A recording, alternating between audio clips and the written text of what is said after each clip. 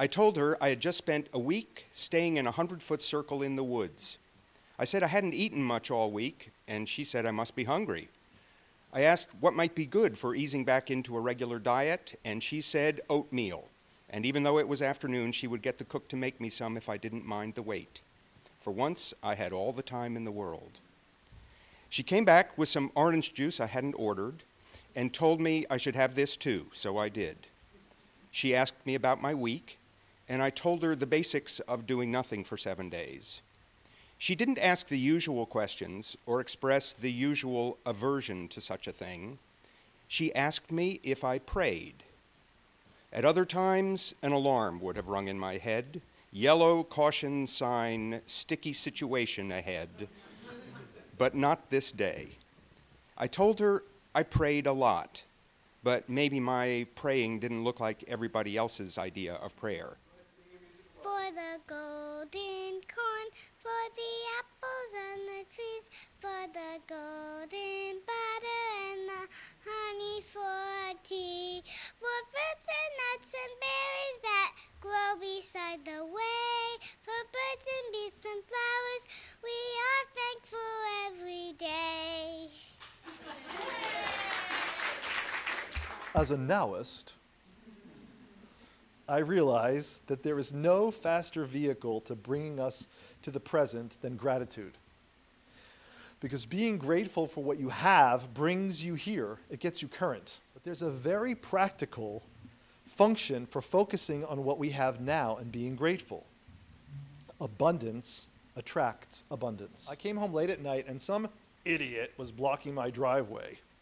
You know, it was this rundown old Impala with, you know, rusted doors. I parked on the street and I walked over to the driver with my full anger armor on, you know, and I looked through the window and I saw this little old man sitting in there next to a folded wheelchair. And he had some controls that were connected to his a gas pedal and his brake. So he had his car, this old car, completely tricked out for him to ride with his arms. And so it was obvious to me that he was a paraplegic. And he just looks up and he goes, "Hey man, how you doing? I knew I'd get lucky and somebody'd stop by. I think I ran out of gas about 2 hours ago. Would you mind getting me some gas from that station?" Well, it turned out there was more wrong with his car than just an empty gas tank, and the service station was closed. So I packed up him in his wheelchair, and I drove him home, and I helped him up to his apartment.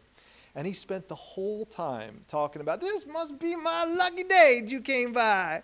Hey, I'm from Chicago. Don't you love living in California? Did you ever try pushing a wheelchair on a foot of snow? Yeah, it's my lucky day, you know, that you happen to pull up just a great night. You know, Louis Armstrong was right. What a wonderful world." Can you imagine if we all just lived with that kind of gratitude? We can go through life focusing on the empty hole at the center of the donut or on the sugary snack. As a Nowist,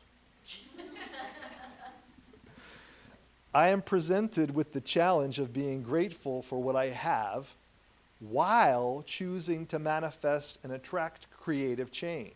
Where troubles melt like lemon drops, high above the chimney tops, that's where you'll find me. Oh, somewhere over the rainbow, bluebirds fly.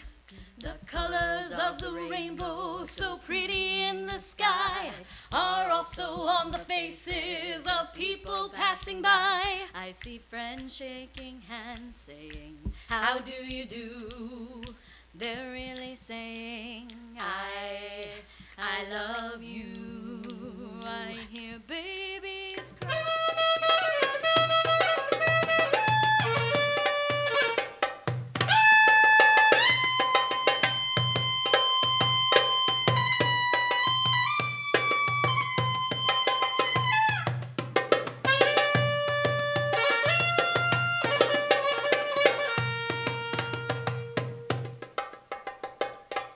May the birds of praise dwell deep in your heart.